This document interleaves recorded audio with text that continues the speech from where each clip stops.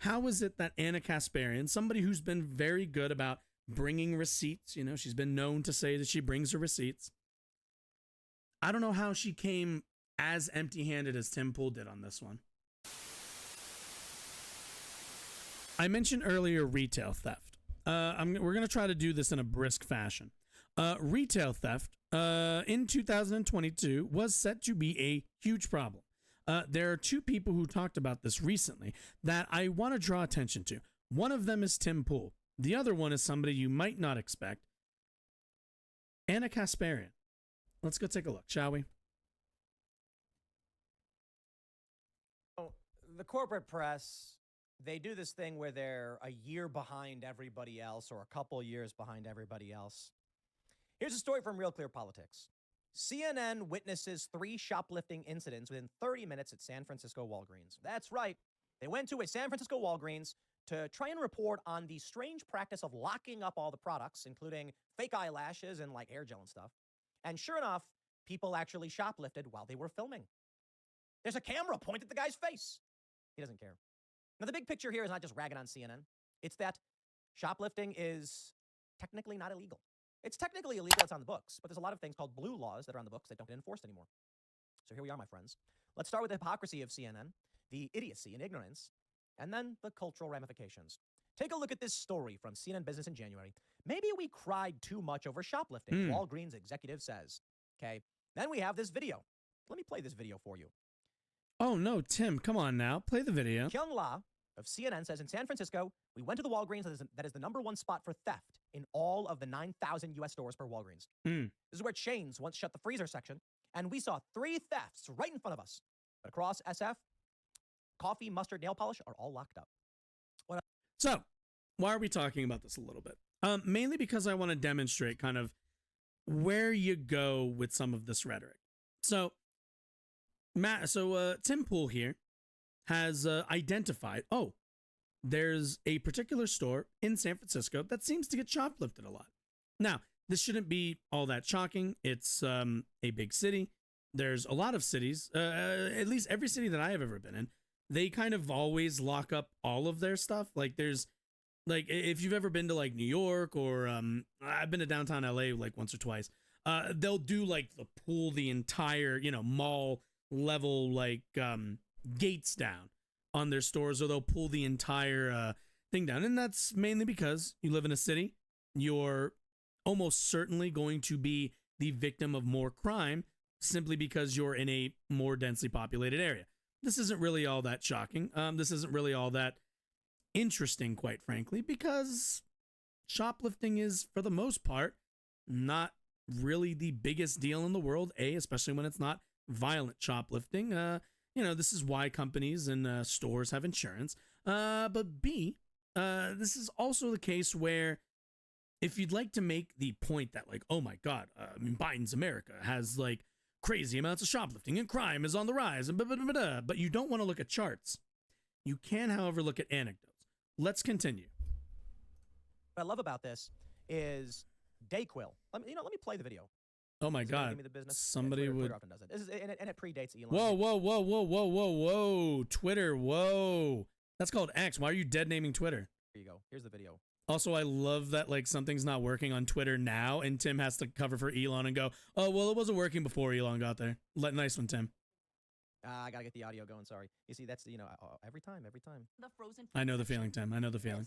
Chains, heavy chains that went from padlock to padlock on both sides of the doors, and this was bizarre, something I'd never seen before. This is just more icing on the cake, telling us that rampant crime has become a regular part of life. So yep.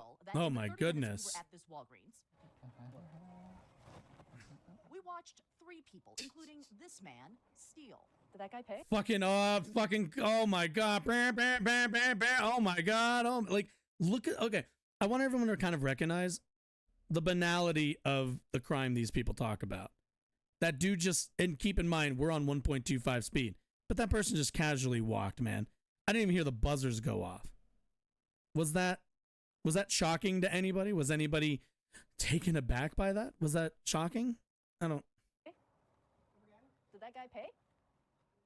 He didn't pay. Walgreens says this Richmond neighborhood store. Oh my God, you're right. Products like mustard locked behind plexiglass has the highest theft rate of all their nearly 9,000 U.S. stores. I can kinda More than see it, 7 yeah. times a day. And you'll notice that cold and flu medicine and fake eyelashes are behind these as well. When things Yeah. turn to cleaning out ice I wonder why cold and flu medicine could possibly be behind those. And I wonder why people would need to steal cold and flu medicine. Could it possibly be that they're desperate and, I don't know, sick, probably? cream and frozen burritos, workers grew so frustrated they resorted to the chains. They were ordered down by corporate because of the negative messaging. Nail I don't. Now, keep in mind, if you're a worker, the reason why workers wanted chains on that stuff is not because workers are like interested in denying people goods. Most likely, and I don't know for sure, but almost certainly, what happened is that workers were being blamed for not securing product well enough, even though they don't have the resources to secure it in a way that I think was probably most effective. But the company would, at the end of the day, blame their employees for the loss of revenue or the loss of stock because they weren't willing to tackle people or something, or weren't willing to stand in front of the coolers for 24 hours a day, like this on guard to make sure nobody possibly shoplifts them. It's not because workers are suddenly like, oh yeah. Like I really care. I need to make sure that my boss, my owner, makes that $3.95 on the on like that king size Kit Kat or whatever the fuck they're stealing. Like nobody's actually thinking that. What they are is getting blamed for it, and they don't have the resources to actually fix it.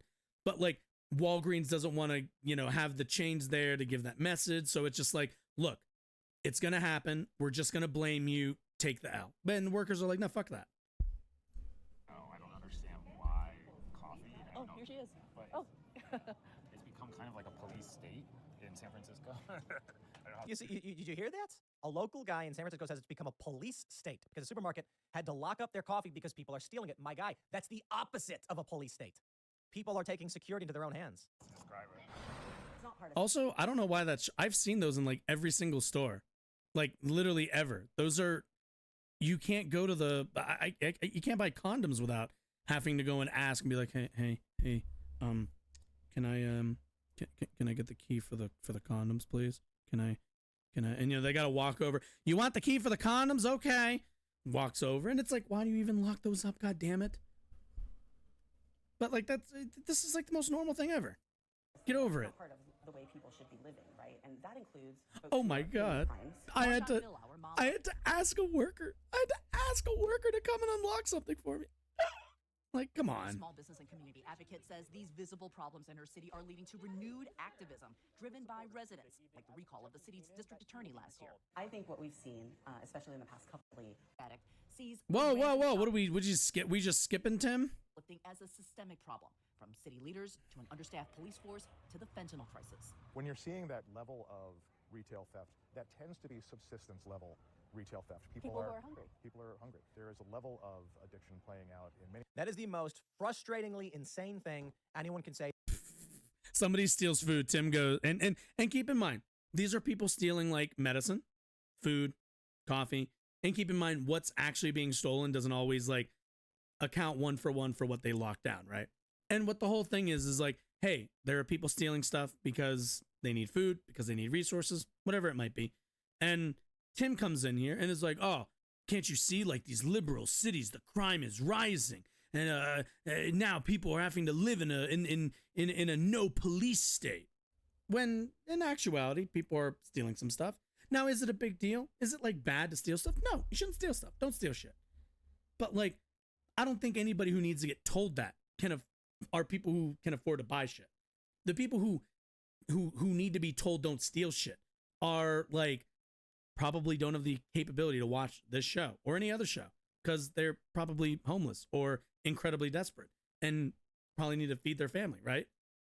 These We already people know deserve that exactly what's happening to them, that what's and it I called? have no sympathy. We already no know empathy. that Subsistence theft, fake eyelashes, deodorant, Dayquil. Spare me.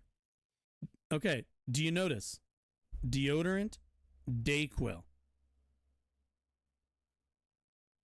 Would we call those kind of, I don't know, necessities to get by on? Like deodorant, it's kind of useful. It's it's kind of the bare minimum you can do to keep yourself from not smelling like shit, right? Dayquil, keep yourself from not getting sick. I'm sure there are some people maybe abusing it, but again, that would also kind of be addiction.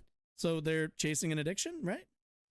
You want to make an argument about taking medicine for your illness as subsistence? That I get. Nobody likes being sick and feeling miserable, and you might need to work and you might be broke, but stealing is still wrong. But fake eyelashes? Yeah, but maybe that's an argument for why we should decommodify some of this stuff. Maybe the system in which we live under isn't adequate for getting people their health care. Maybe we shouldn't paywall being not sick. Just saying. Dude, nah, we're not playing that. Here's the reality. Shoplifting is legal, technically, in San Francisco. I find Tim is way funnier on how about 1.25 this speed. one? Was it Florida? Let me ask you a question. Is it legal we're going for a to- woman to parachute He just on picks Sunday in Florida. Many of you would probably say yes, but let me double check. Precisely. So, okay. So, I mentioned earlier that we tie this into Anna Kasparian, and here's how. So, Tim does this entire story about, shoplifting, da-da-da-da. And I found it really interesting because Anna found the exact same story and had not too dissimilar of a take, I noticed. Has been on an 1 second. Let me see if I can find the exact. It took away. It reloaded, and now my save point was gone. Do I have to? I'll have to bring up the thing. Let's see. Show transcript. F. Walgreens. Here we go.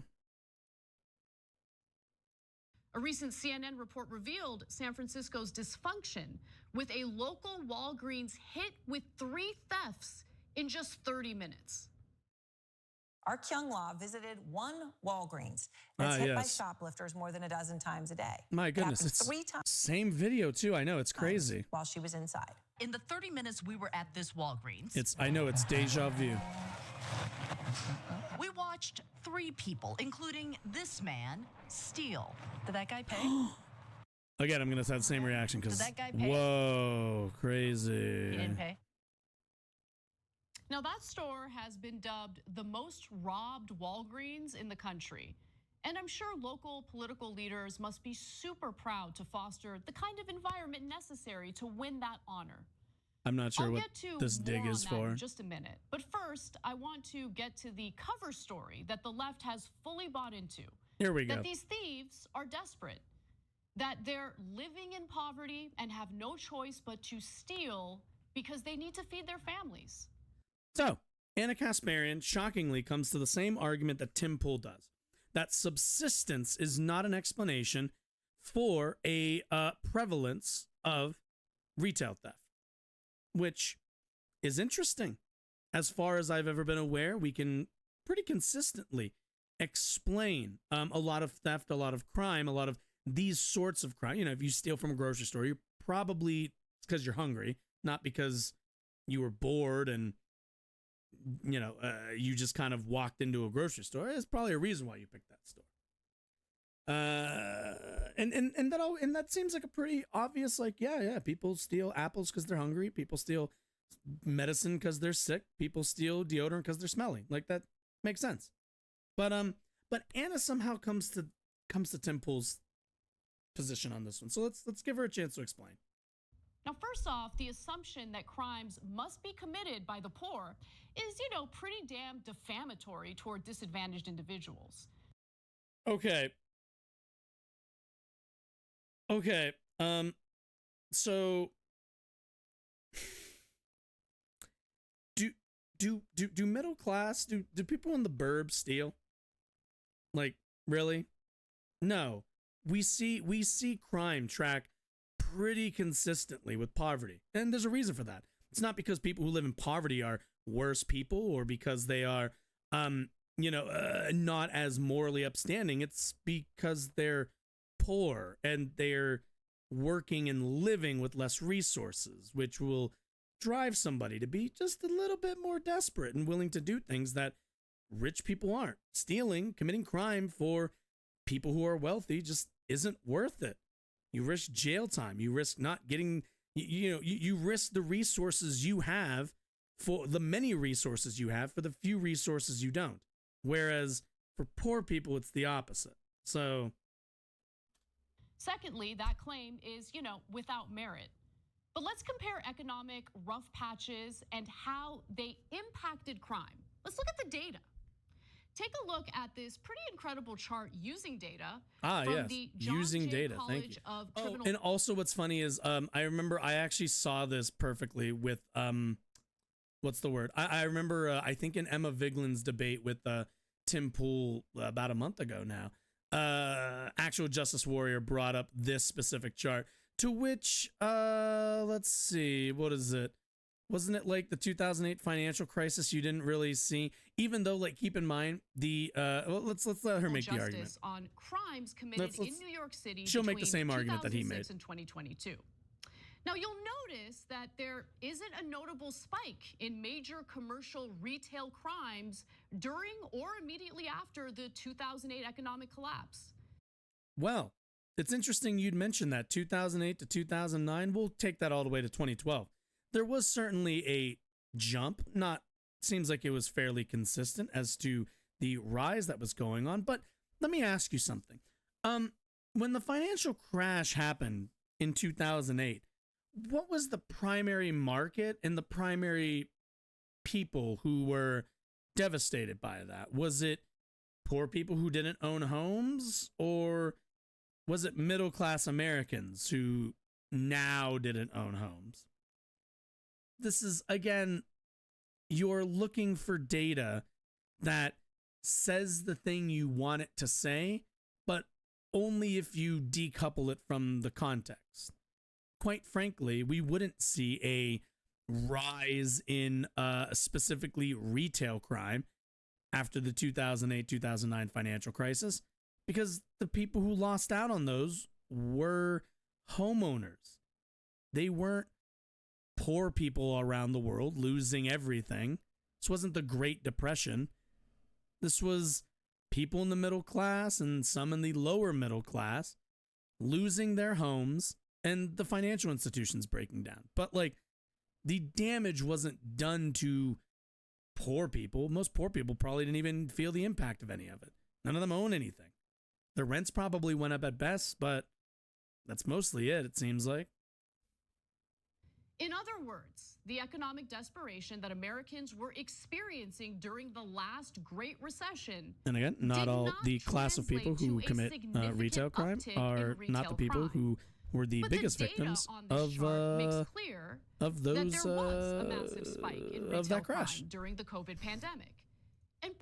And then and then we see a huge spike in the COVID pandemic, to which it's kind of obvious, right?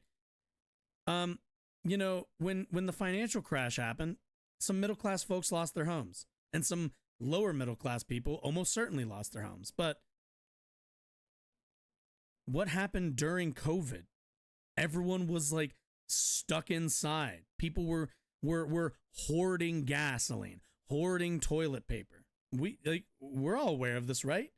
Am I the only one who experienced going to the stores and nothing being on the shelves because our supply lines had broken down and everybody was going and buying in like 4 or 5 times excess? That's when you saw a lot more crime, is when resources became scarce and people took stuff. Because at the end of the day, you need things. You need toilet paper. You need soap. You need medicine. You need some of these things. So you're going to take them. Perhaps just... Now, all of that being said, all of this being said, Tim mentioned it and then brushed over it, right? But I want us to think for a moment. Both Ana Kasparian and Tim Pool come to the kind of the same general place, right? In terms of retail crime. And Ana brings a nice chart that even Tim isn't willing to bring any kind of data involved. But Ana brings a nice chart to visualize her point. Granted, it works a little bit against her favor once you kind of look into it. But I want to take a look at something that apparently both of them missed, which is this article from Vice.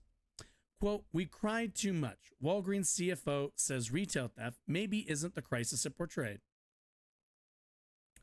A top Walgreens executive admitted on Thursday that the U.S.'s second largest pharmacy chain may have overstated its concerns about the retail theft in stores. In an earnings call, as reported by CNBC, Walgreens Chief Financial Officer James Kehoe said that the company's retail theft numbers have dropped significantly and that it is now considering pulling back some of the additional store security measures. "Maybe we cried too much. We're stabilized." Kehoe said that shrinkage, which refers to the inventory losses that companies account for due to factors such as theft, product damage, and vendor fraud, is now down to 2.5% from 3.5% last year. The executive admitted that the private security companies that were hired to address retail thefts have been largely ineffective and said the company could dial back those measures. Quote, we've put in incremental security in the stores in the first quarter. Actually, probably put in too much. We might step back a little bit from that." Kehoe's admission comes after the company claimed that organized retail crime was greatly affecting its business, a line that helped stoke a nationwide moral panic over a supposed wave of shoplifting. In 2021, Walgreens closed 5 locations in San Francisco, citing organized theft, which led politicians such as California Governor Gavin Newsom to take action by increasing the budget of the government's organized retail theft task force. Now,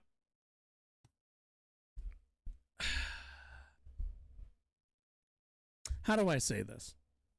As somebody who's been I've been a Young Turks viewer for a good little bit now, and Anna did her story on the drug decriminalization in Portugal a couple weeks ago. It wasn't great. Other people have picked it apart.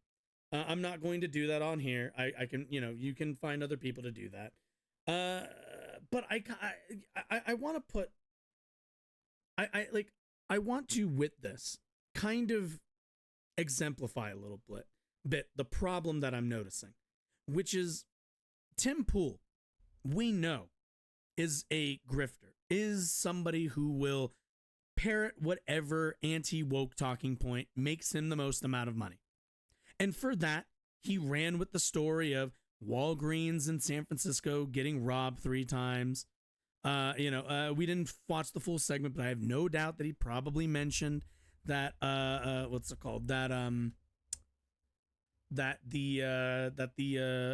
they were closing 5 stores.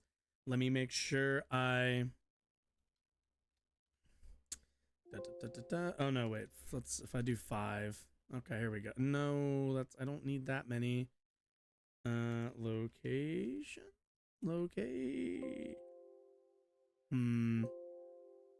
Wall. No. 5. Did they spell it? Oh my God. When does she say it? Oh my God. I hate this. Did they say numbers on here? Do they spell them? Speaker 2, Chicago. No, they said 4. No, they still say 5.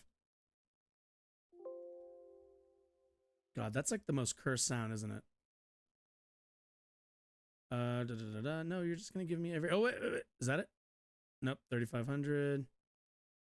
500 annually. I just want to find it. Because she does mention it. I want to make sure I'm being accurate here. Did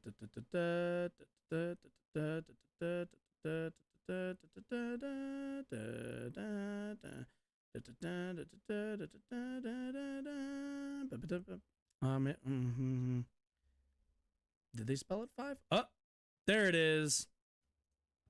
Since stores are closing in response to the uptick in organized retail theft, workers are losing their jobs. Walgreens alone has shut down 5 stores in San Francisco due to theft since the retail crime epidemic began. Now, what I find disturbing about this more than anything is, again, this story was published in January of this year, meaning all Anna had to do was go and find this article. And somehow she missed it. I don't really know how in July Anna did a story on retail theft from 1 year ago, and somehow missed that halfway through that time lapse. A story came out where they acknowledged that no, this was overblown. And that's the part that I find curious. That's the part that I find curious. How is it that Anna Kasparian, somebody who's been very good about bringing receipts, you know, she's been known to say that she brings her receipts. I don't know how she came as empty-handed as Tim Pool did on this one. But it's a bit worrisome, to say the least. It is a bit worrisome. Anyway, you know the thing that they tell, you know, like at the end of all YouTube videos where they tell you to like click on one of these like things to watch more videos. Yeah, I've been meaning to film one of those. So that's what I was doing. I was just setting it up to film one.